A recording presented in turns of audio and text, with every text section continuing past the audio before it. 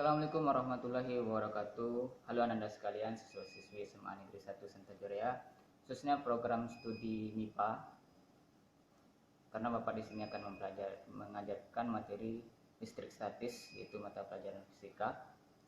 Di mana materi listrik statis ini adalah materi di kelas 12 semester 1. Nah, materi ini juga sangat penting. Mengapa Bapak katakan sangat penting?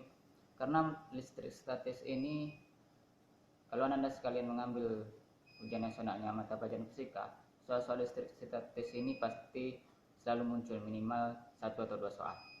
Nah, kemudian untuk masuk tes perguruan tinggi SBMPTN, biasanya soal-soal listrik statis ini juga sering muncul seperti itu. Nah, listrik statis ini juga banyak penerapannya dalam kehidupan kita sehari-hari. Nah, oleh dari itu, Bapak rasa materi ini yang sangat penting untuk kita pelajari di semester ini. Apa sih listrik statis itu? Nah, mari kita bahas. Nah, listrik statis itu adalah dari asal katanya statis ya. Kalau menurut Kamus Besar Bahasa Indonesia KBBI, kalau statis itu lawan katanya adalah dinamis. Nah, dinamis itu selalu bergerak dinamis. Nah, statis itu diam. Jadi listrik statis itu adalah materi yang mempelajari tentang listrik yang muatannya dalam keadaan diam. Dia diam terhadap waktu. Muatannya itu diam terhadap waktu. Nah, apa sih yang menjadi mendasar di materi ini? Yang pertama yang akan kita pelajari adalah tentang gaya listrik, atau sering juga disebut dengan hukum Coulomb. Ya, gaya listrik. Gaya listrik atau hukum Coulomb. Kenapa dinamakan hukum Coulomb? Karena ditemukan oleh Coulomb. Ya, Coulomb ini adalah orang Prancis, ilmuwan fisika asal Prancis. Nah, apa sih itu gaya listrik? Gaya listrik itu adalah interaksi antara dua muatan listrik atau lebih, yang mana nanti di antara muatan-muatan tersebut akan terjadi gaya, yang mana gaya tersebut nanti bisa tarik menarik atau tolak menolak. Jadi konsepnya seperti ini. Di kelas 9 SMP, Ananda sudah mempelajari bahwa muatan listrik itu ada 3, atau ya, proton, elektron, neutron, positif, negatif, netral. Nah, jadi jika muatan positif bertemu dengan muatan negatif, maka akan terjadi tarik menarik.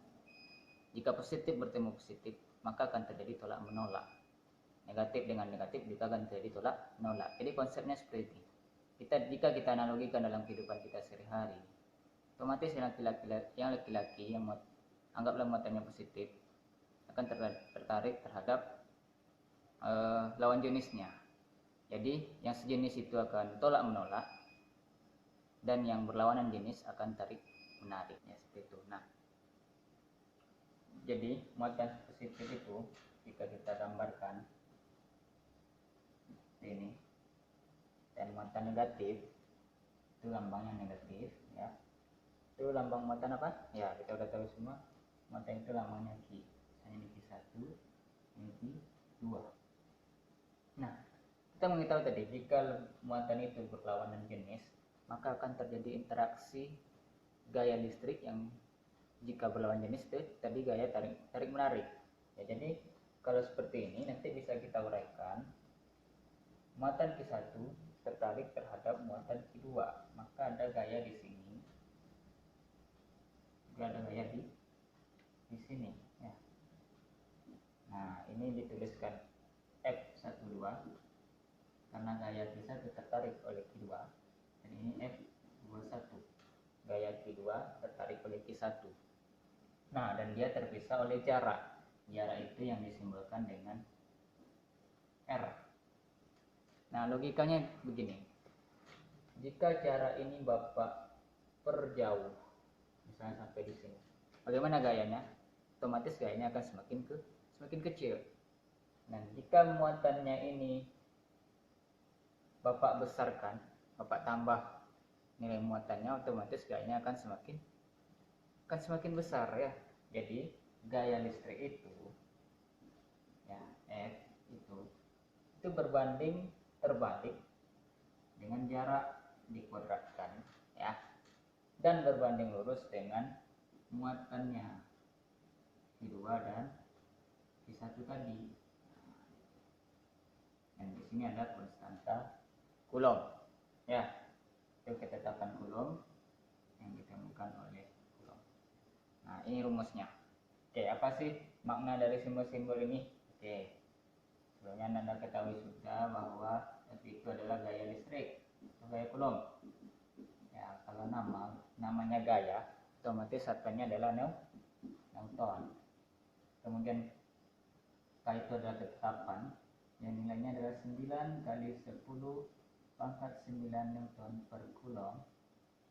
R itu jarak antar muatan ya, itu satuannya meter. Dan Q1 dan Q2 itu adalah muatan listrik. Ya, biasanya satuannya adalah Coulomb. Nah, untuk sekarang ini, jika muatannya ada 3, bagaimana gaya yang terjadi pada muatan-muatan tersebut? Nah, Bapak misalkan di sini ini Q1, ini Q2, ini Q3. Oke. Nah, misalnya Bapak tanya gaya yang terjadi pada muatan Q2. Ya, Q1 di sini positif, Q2 di sini positif, Q3 di sini negatif. Jika yang terjadi karena Q2 akibat Q1 dan Q3, jadi gaya yang terjadi pada Q2 karena dia sama-sama positif, maka gayanya juga akan tolak menolak ke kanan. F21. Ya, akibat Q3 dia akan tarik menarik karena dia berlawanan jenis. Jadi di sini F32. Nah, bagaimana resultan gayanya? Ya, karena dia besaran vektor, karena besaran vektor itu mempunyai nilai dan arah, maka F resultannya nanti ya itu F21 ditambah F23 atau F32.